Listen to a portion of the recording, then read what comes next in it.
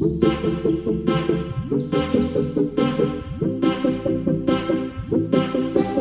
semuanya, perkenalkan kami dari kelompok 4. Kami akan menampilkan video pembelajaran kami tentang tanggung jawab auditor dan tujuan dari audit. Sebelum itu, kami akan memperkenalkan nama-nama kelompok kami. Saya Angelia Semual, Saya Christina Rengkung. Saya Devina Politi. Saya Francisco Magid. Saya Garuda Samudina. Demikianlah perkenalan dari anggota kelompok kami dan berikut ini adalah video pembelajaran dari kami.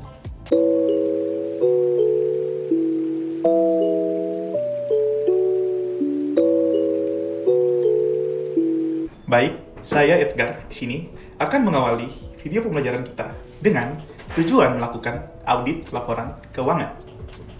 Untuk perusahaan publik yang lebih besar, auditor juga mengeluarkan laporan tentang pengendalian internal atas pelaporan keuangan sebagaimana disyaratkan oleh bagian 404 atau 404 dari Sarbanes-Oxley.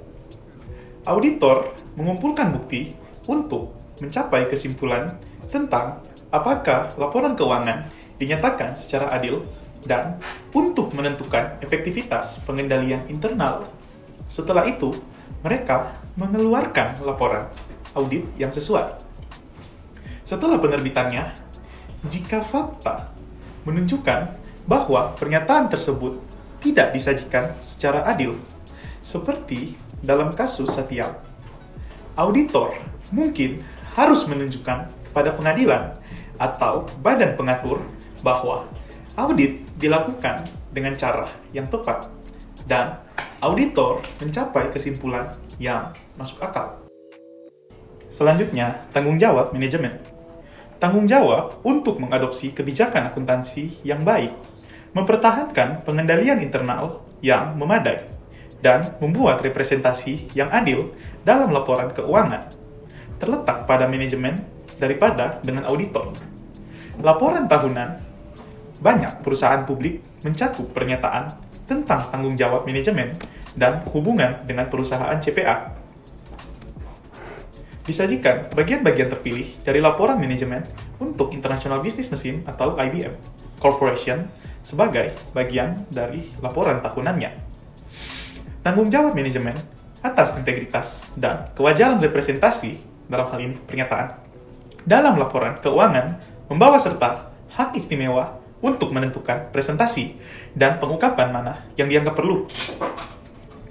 Sarbanes-Oxley Act mewajibkan Chief Executive Officer atau CEO dan Chief Financial Officer atau CFO perusahaan publik untuk mengesahkan laporan keuangan triwulan dan tahunan yang diserahkan kepada SEC.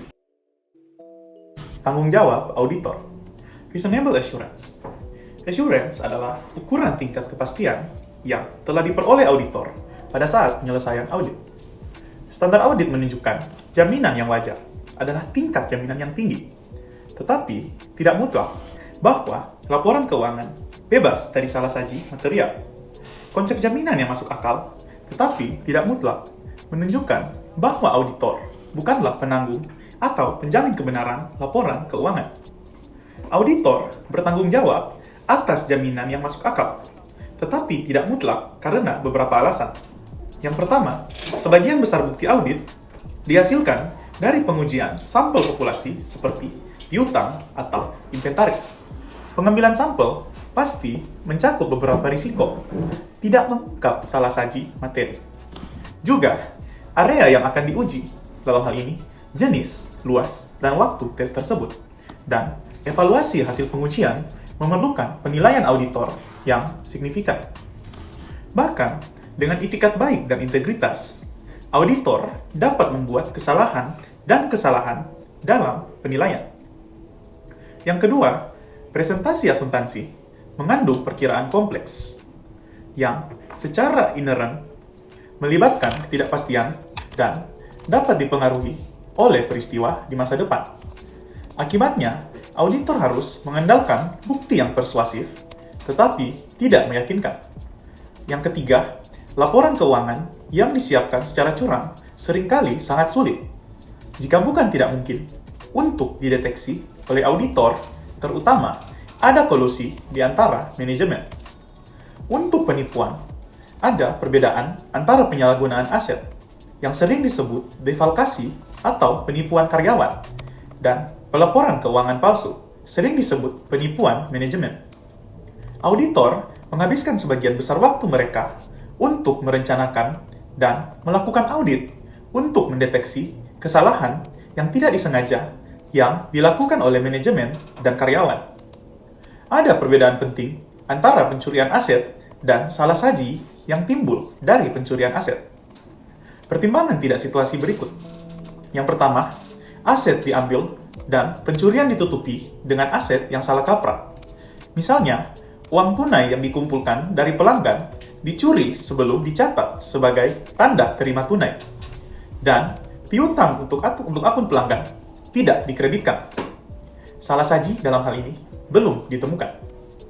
Yang kedua, aset diambil dan pencurian ditutupi dengan mengecilkan pendapatan atau melebih-lebihkan biaya.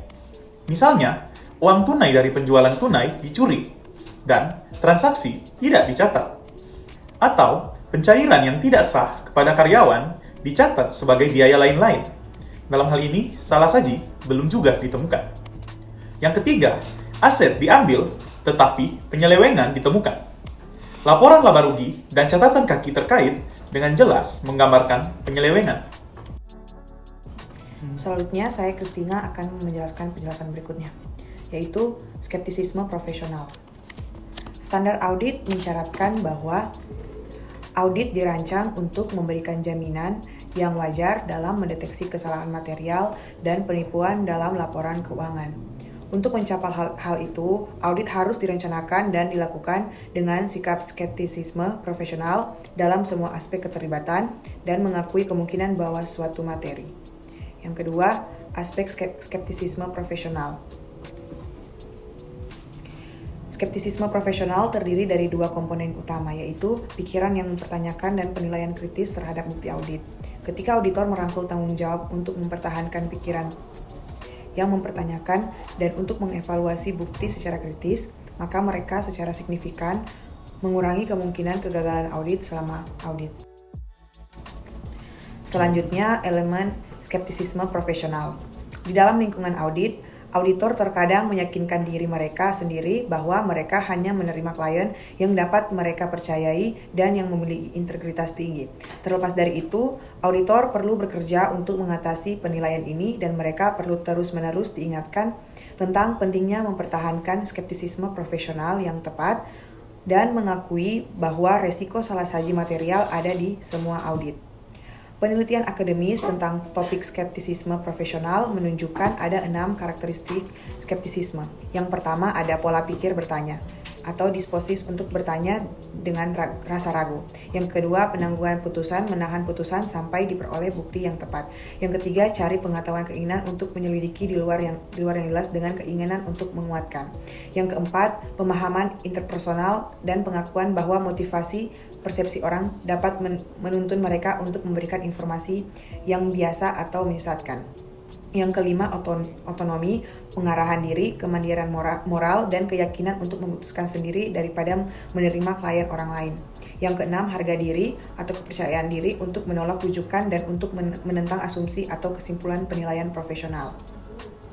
Untuk membantu auditor mempertahankan tingkat skeptisisme profesional yang sesuai ketika penilaian profesional dibuat selama audit, maka profesi telah mengembangkan kerangka penilaian profesional yang menggambarkan proses pengambilan keputusan yang efektif dan yang membantu pemikiran auditor untuk membantu mereka menyadari kecenderungan, jebakan, dan bias penilaian mereka sendiri. Selanjutnya, identifikasi dan tentukan masalahnya. Sebagai bagian dari langkah ini, auditor mempertimbangkan dampak masalah pada laporan keuangan, tingkat kompleksitas dan ketidakpastian yang mengelilingi masalah, apakah ada masalah terkait yang harus dipertimbangkan, dan dampak masalah pada prosedur audit yang direncanakan. Auditor dapat memperoleh manfaat dari pertama-tama memikirkan masalah-masalah penting yang terkait dengan transaksi ini, seperti apakah ketentuan transaksi mendukung penyertaannya sebagai pendapatan dalam laporan keuangan, apakah ada masalah penilaian unik yang terkait dengan piutang terkait, dan apakah ada penutupan unik yang harus dilakukan mengingat sifatnya yang tidak biasa. Kemudian unsur-unsur proses penghakiman. Sumber daya penilaian profesional Center for Audit Quality menguraikan 5 elemen kunci dari proses penilaian profesional sebagaimana diilustrasikan pada gambar 6.3 yang diterapkan auditor saat membuat penilaian profesional. Berikutnya, mengumpulkan fakta dan informasi serta mengidentifikasi literatur yang relevan. Dengan masalah yang didefinisikan, auditor berusaha untuk memahami fakta-fakta yang relevan dan informasi yang tersedia mengenai masalah tersebut. Misalnya, auditor mengumpulkan kontrak yang terkait dengan transaksi penjualan yang tidak biasa di samping dokumentasi lain yang membuktikan pengiriman produk atau layanan yang terkait dengan penjualan. Dan auditor memungkinkan ingin mendiskusikan transaksi dengan manajemen termasuk yang ada dalam fungsi penjualan untuk lebih memahami alasan bisnis yang mendasari transaksi sehingga auditor mengetahui fakta-fakta tersebut ketika mengevaluasi kesesuaian pengakuan pendapatan sehubungan dengan persyaratan GAAP. Kemudian, lakukan analisis dan identifikasi alternatif potensial. Misalnya, auditor akan menentukan apakah fakta dan informasi yang terkait dengan transaksi penjualan yang tidak biasa memenuhi kriteria akuntansi untuk pengakuan pendapatan dan pengungkapan laporan keuangan terkait. Ini saya Devina akan melanjutkan mengenai pembahasan unsur-unsur proses penghakiman, yaitu yang ketiga adalah proses membuat keputusan. Setelah analisis fakta dan informasi telah selesai dilakukan, auditor kemudian akan menerapkan pertimbangan untuk mengambil keputusan. Analisis mengidentifikasi hanya satu tanggapan yang tepat untuk masalah tersebut atau mungkin menyimpulkan bahwa ada beberapa tanggapan yang dapat dilakukan secara wajar dalam situasi tersebut, yang mengharuskan auditor untuk mengidentifikasi alternatif mana yang paling baik untuk mengatasi masalah tersebut. Setelah membuat keputusan, auditor harus membuat atau melangkah mundur dan mengevaluasi proses penilaian untuk menentukan bahwa semua kunci dalam proses penilaian telah dilakukan dengan tepat. Dengan mempertimbangkan semua informasi yang diperoleh untuk transaksi penjualan yang tidak biasa, auditor akan menentukan apakah pencantuman transaksi tersebut telah sesuai dengan standar akuntansi. Kemudian unsur yang terakhir yaitu mengenai mengkaji dan melengkapi dokumentasi dan alasan kesimpulan. Ketika auditor mengartikulasi dalam bentuk tertulis dasar pertimbangannya, auditor mungkin akan menemukan bahwa alasan tersebut tampak salah atau tidak lengkap sehingga tidak meyakinkan. Hal ini mengharuskan atau mengarahkan auditor untuk mengevaluasi aspek-aspek mana dari proses analisis dan pertimbangan yang mungkin memerlukan pertimbangan yang lebih lanjut. Proses pendokumentasian ini akan membantu auditor untuk lebih objektif dan lengkap dalam menilai alasan yang digunakan dalam mencapai suatu keputusan. Sebagai contoh dari dokumentasi, auditor atas fakta dan informasi yang terkait dengan transaksi penjualan yang tidak biasa dan dasar pemikiran auditor dalam menyimpulkan transaksi tersebut akan dicatat sesuai dengan standar dan dapat membantu auditor mengidentifikasi untuk pertimbangan lebih lanjut pada setiap aspek yang mungkin tidak jelas atau tidak meyakinkan sebelum mencapai suatu kesimpulan akhir tentang kesesuaian perlakuan akuntansi. Kemudian, proses pertimbangan yang diilustrasikan oleh gambar di samping atau gambar 6.3 seringkali berulang dan mungkin memerlukan beberapa langkah untuk digabungkan, diulang, atau dievaluasi kembali dengan urutan yang berbeda. Materi selanjutnya mengenai potensi kecenderungan, jebakan, dan bias penilaian. Auditor harus waspada terhadap potensi kecenderungan penilaian, jebakan, dan bias yang dapat mempengaruhi proses pengambilan keputusan. Sejumlah penelitian telah mengidentifikasi kecenderungan penilaian umum bersama dengan sejumlah strategi yang dapat digunakan untuk mengurangi efek mereka. Ada beberapa pemeriksaan dari konsep ini, yaitu membedakan antara tanggung jawab manajemen dan auditor atas laporan keuangan audit. Yang kedua, menjelaskan konsep skeptisisme profesional dan identifikasi dua elemennya. Kemudian, kita akan membahas mengenai siklus laporan keuangan. Audit dilakukan dengan cara membagi laporan keuangan menjadi segmen atau komponen yang lebih kecil. Misalnya, sebagian besar auditor memperlakukan aset tetap dan catatan yang harus dibayarkan sebagai segmen yang berbeda. Misalnya, audit aset tetap dapat mengungkapkan hutang nota yang tidak tercatat. Setelah audit setiap segmen selesai, termasuk keterkaitan dengan segmen lain, hasilnya akan digabungkan. Logika ini menggunakan pendekatan siklus, yang adalah berkaitan dengan cara transaksi dicatat dalam jurnal dan dirangkum dalam buku besar dan laporan keuangan. Sejauh praktis, pendekatan siklus menggabungkan transaksi yang dicatat dalam jurnal yang berbeda dengan saldo buku besar yang dihasilkan dari transaksi tersebut. Berikut ini adalah siklus yang dibahas dalam audit. Yang pertama, siklus penjualan dan pengumpulan. Yang kedua, siklus inventaris dan pergudangan. Yang ketiga, akuisisi dan siklus pembayaran. Yang keempat, akuisisi modal dan siklus pembayaran. Yang kelima, penggajian dan siklus personalia. Kemudian masih mengenai pembahasan siklus laporan keuangan, di mana akun untuk Hillsborough Hardware Co. dirangkum dalam tabel 62 di samping yang berdasarkan siklus dan mencangkup jurnal dan laporan keuangan terkait di mana akun tersebut muncul. Semua akun dan jurnal buku besar untuk Hillsborough Hardware Co. disertakan setidaknya sekali untuk perusahaan yang berbeda. Jumlah dan judul jurnal dan akun buku besar akan berbeda, tetapi semua akan disertakan. Kemudian, beberapa jurnal dan akun buku besar termasuk dalam lebih dari satu siklus.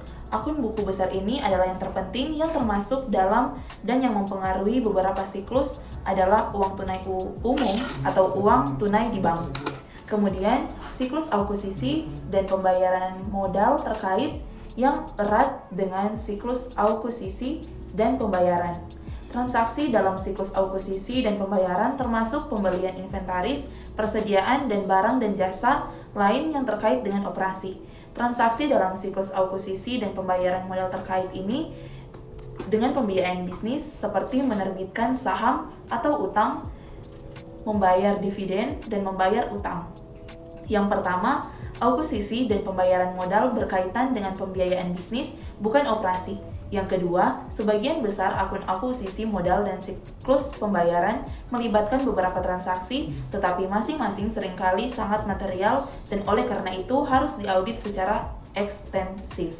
Kemudian, siklus persediaan dan pergudangan terkait erat dengan semua siklus lainnya, terutama untuk perusahaan manufaktur. Dalam kasus tersebut, siklus akuisisi dan pembayaran modal juga terkait dengan inventaris dan pergudangan. Persediaan dimasukkan sebagai siklus terpisah, baik karena terkait dengan siklus lain dan karena untuk sebagian besar perusahaan manufaktur dan retail, persediaan biasanya sangat material. Ada sistem dan kontrol unik untuk inventaris, dan inventaris seringkali rumit untuk diaudit. Dalam perusahaan manufaktur, uang tunai digunakan untuk memperoleh bahan baku, aset tetap, dan barang dan jasa terkait untuk menghasilkan inventaris, atau dalam hal ini akuisisi dan siklus pembayaran. Kemudian, kas yang dihasilkan digunakan untuk membayar dividen dan bunga atau pembiayaan ekspansi modal dan untuk memulai siklus lagi. Siklus yang saling berhubungan dengan cara yang sama di perusahaan jasa di mana akan ada penagihan dan penagihan meskipun tidak akan ada inventaris. Siklus transaksi ini adalah cara penting untuk mengatur audit. Sebagian besar auditor memperlakukan setiap siklus secara terpisah selama audit. Saya Angel akan melanjutkan pembahasan berikutnya. Menetapkan tujuan audit. Auditor melakukan audit laporan keuangan dengan menggunakan pendekatan siklus dengan melakukan uji audit terhadap transaksi yang membentuk saldo akhir dan juga dengan melakukan uji audit saldo akun dan pengungkapan terkait. Gambar 67 mengilustrasikan konsep ini dengan menunjukkan 4 kelas transaksi yang menentukan saldo akhir dalam piutang untuk Hillsborough Hardware Co. Asumsikan bahwa saldo awal $17.521 telah diaudit pada tahun sebelumnya, dan oleh karena itu dianggap cukup dinyatakan. Auditor telah menemukan bahwa secara umum, cara yang paling efisien dan efektif untuk melakukan audit adalah dengan mendapatkan beberapa kombinasi jaminan untuk setiap kelas transaksi dan untuk saldo akhir dalam akun terkait. Misalnya, ada presentasi khusus dan tujuan audit terkait pengungkapan untuk piutang dan catatan yang harus dibayarkan. Pernyataan manajemen.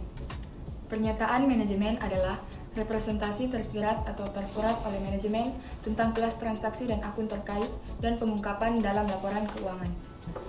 Manajemen Hillsburg Hardware (CO) menegaskan bahwa uang tunai sebesar 827.568 adalah rekening bank perusahaan pada tanggal neraca. Manajemen lebih lanjut menegaskan bahwa semua pengungkapan yang diperlukan terkait dengan uang tunai adalah akurat dan dapat dimengerti. Pernyataan ini berlaku untuk kelas transaksi, saldo akun, dan presentasi dan pengungkapan. Pernyataan manajemen terkait langsung dengan kerangka pelaporan keuangan yang digunakan oleh perusahaan atau biasanya GAAP, AS, atau IFRS karena merupakan bagian dari kriteria yang digunakan manajemen untuk mencatat dan mengungkapkan informasi akuntansi dalam laporan keuangan. Pernyataan PCAOB, Standar Audit PCAOB mencatat bahwa manajemen secara implisit atau eksplisit membuat pernyataan mengenai pengakuan, pengukuran, penyajian, dan pengungkapan berbagai elemen laporan keuangan dan pengungkapan terkait. PCAOB menjelaskan 5 kategori pernyataan manajemen.